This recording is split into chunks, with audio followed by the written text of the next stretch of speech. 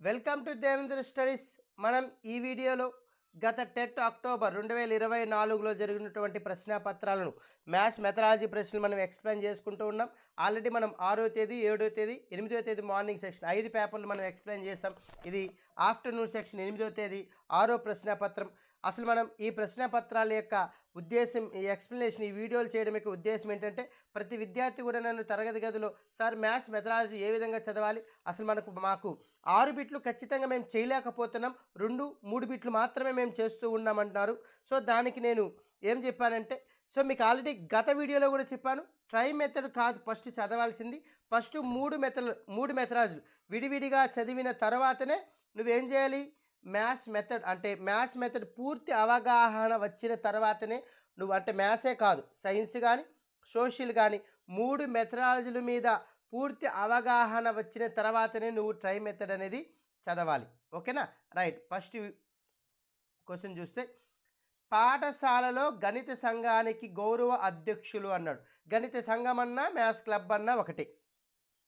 అసలు గణిత సంఘం అంటే ఏమిటి, అసలు గణిత సంఘం ఎందుకు ఏర్పడింది, దాని యొక్క గణిత సంఘం యొక్క ఆవశ్యకతను ఎవరు గుర్తించినారని చూస్తే, అంటే మన గణిత బోధనలో ఎక్కువగా మనం జ్ఞానాత్మక రంగానికి ప్రాధాన్యత ఇచ్చి మానసిక చలనాత్మక రంగానికి కొంతవరకు ప్రాధాన్యం అనేది ఇవ్వడం జరిగింది. కానీ మనకు ఈ గణిత బోధనలో భావ్యవస రంగానికి తగిన ప్రాధాన్యత అనేది తరగతి గది బోధనలో సాధ్యపడడం లేదు. దీనికి ప్రత్యామ్నాయం సాధనంగా ఉపయోగించేదే మనకు గణిత సంఘం. ఈ గణిత సంఘం యొక్క ఆవశ్యకతను 1986 జాతీయ విద్యా విధానం 1986 జాతీయ విద్యా విధానము గుర్తించింది. చూడు, 1986 జాతీయ విద్యా విధానము గణిత సంఘం యొక్క ఆవశ్యకతను గుర్తించింది. దానికి అనుగుణంగా ప్రతి పాఠశాలలో కూడా మనం గణిత సంఘాన్ని ఏర్పాటు చేయడం జరిగింది. చూడు, గణిత కార్యక్రమాలు నిర్వహించుకునేందుకు గాను స్థాపించుకునేదే గణిత సంఘం. అంటే మనకు ఎవరైతే మన తరగతి గదిలో పాఠ్య పుస్తకంలోని వివిధ భావనలకు సంబంధించిన బోధన అభ్యసన కృత్యాలు నిర్వహిస్తే, ఈ గణిత సంఘం ఏం చేస్తుందంటే సహపాఠ్య కార్యక్రమాలు, ఆటపాటలు, క్విజ్లు, ఉపన్యాసాలు మొదలైన అన్నీ కూడా మనకు గణిత క్లబ్లో సాగుతాయి. అంటే మనం తరగతి గదిలో ఉపాధ్యాయునికి ప్రతి విద్యార్థి పట్ల ప్రతి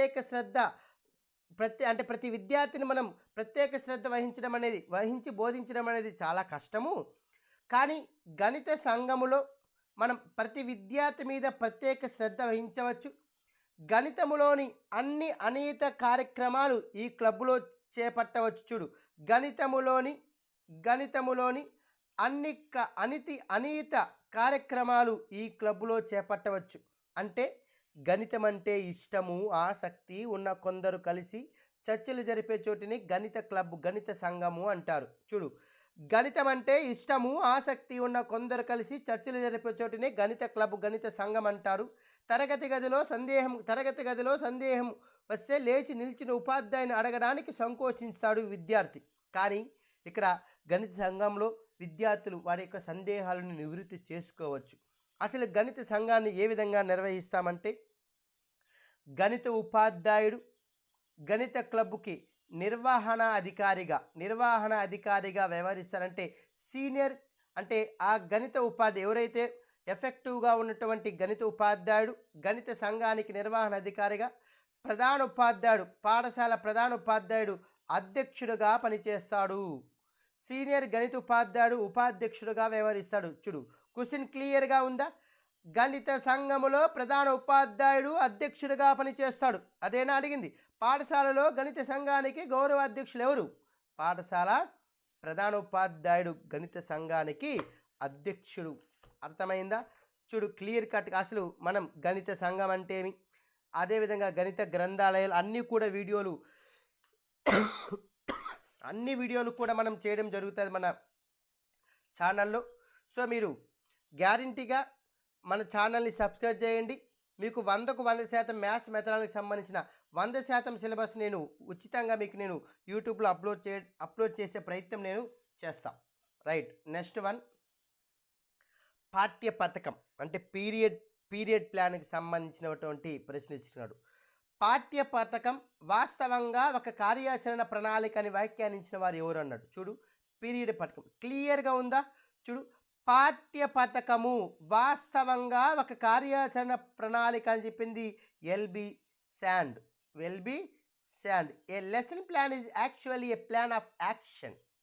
చూడు, క్లియర్ కట్గా టెక్స్ట్ బుక్లో అదే వాక్యము మనకి ఇక్కడ ఇవ్వడం జరిగింది. ఎవరు?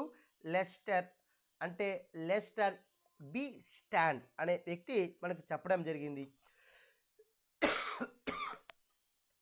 సో ఇప్పటికైనా చూడండి, టెక్స్ట్ బుక్లో ఉన్నటువంటి వాక్యాన్ని అలాగే మనకు ఎగ్జామ్లో ప్రశ్నపత్రంలో కనబడింది. రైట్. రూబ్రిక్ అనగా అన్నాడు. అసలు రూబ్రిక్స్ అనేది మనకు మూల్యాంకనంలో వస్తుంది. రూబ్రిక్స్ అనేది మనకు ఒక స్కోరింగ్ టూల్ అండి. రూబ్రిక్స్ అనేది స్కోరింగ్ టూల్ అంటే రూబ్రిక్ అనేది ఉపాధ్యాయునిచే కానీ విద్యార్థుల చేత ఉపయోగించే ఒక మదింపు సాధనం. దానిలో మనకు 2 భాగాలు ఉంటాయి. ఒకటి రేటింగ్ లేదా కేటగిరీ. ఆ రేటింగ్ లేదా కేటగిరీని అనుసరించి మనకు విద్యార్థులు ఆ రేటింగ్ పొందడానికి అవసరమైన ప్రాధాన్యత అంశము. అదేవిధంగా మనకు ఈ రూబ్రిక్స్ అంటే మనకు దాదాపు ప్రాజెక్ట్ వర్క్లకి బ్యాక్ సైడ్ మనము రాస్తాం. రూబ్రిక్స్ అంటే విడివిడిగా స్కోరింగ్ టూల్. దట్ మీన్స్ అది ఏంటి అంటే మనం మదింపు చేయడానికి అది ఒక సాధనంగా మనం ఉపయోగించడం జరుగుతుంది. ఏది? రూబ్రిక్ అనేది. ఇది మనకు మూల్యాంకనం అనే చాప్టర్లో వస్తుంది. నెక్స్ట్ వన్, క్రింది పద్ధతిలో అభ్యాసకులకు నేను స్వయంగా కనుగొన్నాను అనే ఆనందం కలుగుతుంది. అంటే ఏ బోధనా పద్ధతిలో నేను స్వయంగా కనుగొన్నాను అనేది వస్తుంది అంటే ఒకసారి గమనిస్తే ఇది నేను ఆల్రెడీ క్లాస్లో కూడా చెప్పినాను, అన్వేషణ పద్ధతి. సో అన్వేషణ పద్ధతినే మనం హ్యూరిస్టిక్ మెథడ్ అంటాం. ఈ పద్ధతి మనం ఈ అన్వేషణ పద్ధతి యొక్క ఫుల్ వీడియో ఆల్రెడీ మనం ఛానల్లో ఉంది. ఒకసారి మన ఛానల్ని విజిట్ చేసి నీకు అన్ని బోధనా పద్ధతులు మనం ఎక్స్ప్లెయిన్ చేయడం జరిగింది. హ్యూరిస్టిక్ మెథడ్ చూడు, అన్వేషణ అంటేనే సెర్చ్, వెతికి కనుక్కోవడం అని అర్థం. ఈ పద్ధతిలో విద్యార్థి అన్వేషకుడుగా మారుతాడు. తనంతట తానే విషయాన్ని తెలుసుకుంటాడు. ఇక్కడ ఉపాధ్యాయుడు ఒక మార్గదర్శకుడుగా మాత్రమే ఉంటాడు. కేవలం ఉపాధ్యాయుడు ప్రశ్నలు సూచనల ద్వారా విద్యార్థికి అవసరమైన సలహాలు ఇస్తాడు. చేయవలసిన కృత్యాలను సూచిస్తూ విద్యార్థి తనంతట తానుగా నిర్వచనాలను సూత్రాలను రూపొందించేటట్టు సహాయపడతాడు. అదేవిధంగా చూడు, ఆచరణ ద్వారా అభ్యసనం అన్వేషణ పద్ధతిలో మరొక ఇంపార్టెంట్. ఆచరణ ద్వారా అభ్యసనం అనే సూత్రం ఆధారంగా ఈ బోధనా పద్ధతిలో అభ్యసనం అనేది జరుగుతుంది. చూడు, నేను కనుక్కున్నాను అనే ఆనందం విద్యార్థికి కలుగుతుంది. సో నేను స్వయంగా కనుగొన్నాను అనే ఏ బోధనా పద్ధతికి సంబంధించింది అంటే అన్వేషణ పద్ధతికి సంబంధించింది. చూసారా, క్లియర్ కట్గా మన టెక్స్ట్ బుక్లో క్లియర్ కట్గా ఉంది. ఇంకనైనా మేల్కోండి, డ్రాఫ్ట్ కాపీ ప్రింట్ తీసుకోండి, లేకపోతే తీసుకొని దయచేసి డ్రాఫ్ట్ కాపీ చదివే ప్రయత్నం చెయ్యి. రైట్. నెక్స్ట్, లక్ష్యాలు స్పష్టీకరణలో బ్లూమ్స్ ప్రవర్తన మార్పులను 3 భాగాలుగా విభజించాడు. బ్లూమ్స్ ప్రవర్తన మార్పులను 3 భాగాలుగా విభజించాడు. చూడు, ఆలోచన, అనుభూతులు, చర్యలు. అంటే వెన్ డయాగ్రామ్ ద్వారా ఈ విధంగా సూచించాడు. ఆలోచనలు ఉందా మనకు ఆప్షన్, ఆలోచనలు, అనుభూతులు, అదేవిధంగా చర్యలు. నైపుణ్యాలు లేదు.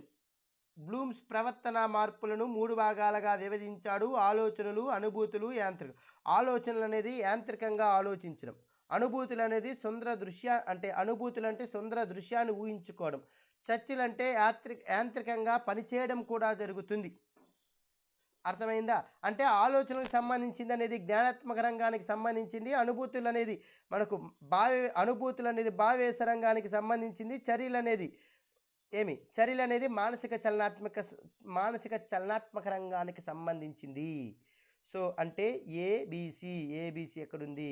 Third option. ఇది కూడా మనకు పాఠ్య పుస్తకంలో ఉంది. క్లియర్ కట్గా నేను మీకు చూపిస్తూ ఉన్నా. రైట్. నెక్స్ట్, విద్యార్థుల సాంఘిక ప్రతిచర్య జ్ఞాన నిర్మాణంలో ముఖ్య పాత్ర వహిస్తుంది. ప్రతి వ్యక్తి జ్ఞానము తన సాంఘిక సాంస్కృతిక పరిసరాల్లో నిర్మితమవుతుంది అని ప్రతిపాదించింది ఎవరు? వైగాట్స్కి. మనకు తెలుసు విద్యార్థుల్లో సాంఘిక ప్రతిచర్య జ్ఞాన నిర్మాణంలో ముఖ్య పాత్ర వహిస్తుంది అని చెప్పింది ఎవరంటే, ప్రతిపాదించింది ఎవరంటే చూడు సాంఘిక సాంస్కృతిక అనే పదాలు చూడు, ఈ రెండు పదాలు కనబడతానే ఏది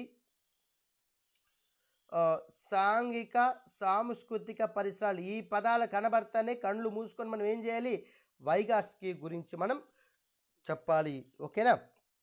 ఇది వైగాట్స్కి యొక్క సాంఘిక అభ్యసన సిద్ధాంతానికి సంబంధించినది. ఓకేనా? రైట్. ఇది మనకు 8వ తేదీ ఆఫ్టర్నూన్ సెక్షన్. రిమైనింగ్ వీడియోలు కూడా వీలైనంత వరకు తొందరగా నేను అప్లోడ్ చేసే ప్రయత్నము చేస్తాను. So thank you everyone.